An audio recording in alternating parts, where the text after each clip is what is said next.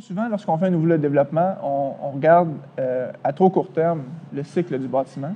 Dans notre cas, on essaie de voir l'évolution du bâtiment sur une plus longue période. Nous, en fait, c'était clair que lorsqu'on voulait faire l'hôtel ici, avec les diverses initiatives de développement durable, c'était clair qu'ici, on voulait, on allait le faire de toute façon.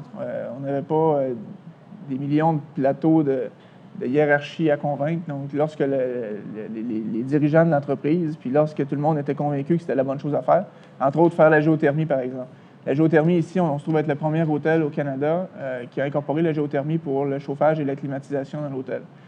Donc, ça, c'est un élément qui est naturellement qui est plus dispendieux que faire le design et la construction d'un bâtiment conventionnel. À l'extérieur de l'hôtel, à côté, on a à peu près 36 puits de géothermie qui nous permettent, en fait, en quelque sorte, d'avoir une boucle fermée de liquide qui est constituée de glycol et d'eau, qui vont circuler dans les murs du bâtiment, donc, et qui vont aller dans des thermopompes qui sont dans chacune des chambres.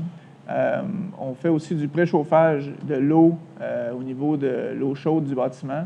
Au lieu d'utiliser, par exemple, le gaz à 100 pour passer l'eau, mettons, de 45 degrés jusqu'à 130 degrés, là, ce qu'on fait, c'est qu'avec la géothermie, on est capable d'amener l'eau de, mettons, de 45 degrés à 110, 115, puis on est capable de le faire seulement avec le marginal, donc le différentiel avec le gaz.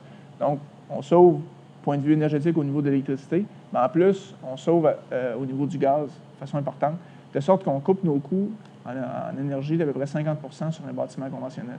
Alors, vous imaginerez qu'un hôtel de 158 chambres, comme on a ici, sur une base annuelle, ça représente quand même des économies qui sont substantielles.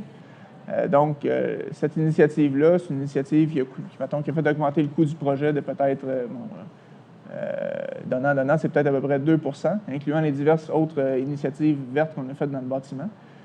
Par contre, tout ça fait en sorte qu'il y a une plus-value qui est absolument incroyable en bout de ligne. Ça nous permet justement d'arriver à avoir un modèle d'affaires sain.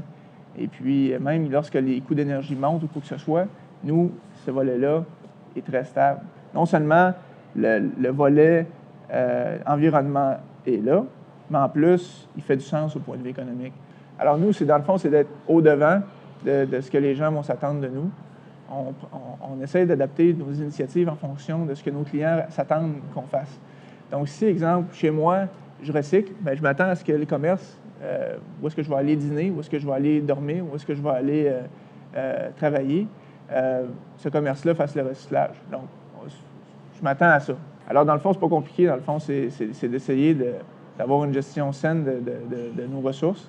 On a des lecteurs de cartes dans chacune des chambres qui permettent d'activer et de désactiver l'électricité, donc en glissant la carte et en l'enlevant. On a aussi des toilettes et des salles de bain qui sont à faible débit d'eau, donc 3 litres et 6 litres. En Europe, c'est chose courante parce que là-bas, ils payent pour leur eau. Ici, on a trop d'eau, puis on ne paye pas pour notre eau. Alors, donc, le fait qu'on utilise un petit peu moins d'eau ici, ça fait partie un peu de la gestion éco-proactive qu'on essaie de faire. Après ça, on a des fenêtres à haute efficacité énergétique aussi, qui nous permettent justement d'avoir une bonne performance. Les fenêtres, donc le verre, ainsi que les meneaux d'aluminium qui sont de très, très bonne qualité. Après ça, on récupère la chaleur sur les laveuses à la buanderie en bas, avec des serpentins justement sur les drains. Je pense qu'il est toujours temps de faire un meilleur bâtiment, puis faire quelque chose qui va durer un peu plus longtemps que ce qu'on a l'habitude de voir, en quelque sorte, d'avoir des cycles de bâtiments qui sont très courts. Il faut construire quelque chose qui va durer. C'est un peu ça l'objectif. Alors, mais nous autres, c'est sûr et certain que je pense qu'on se définit comme une entreprise qui est responsable, mais qui a encore du travail à faire.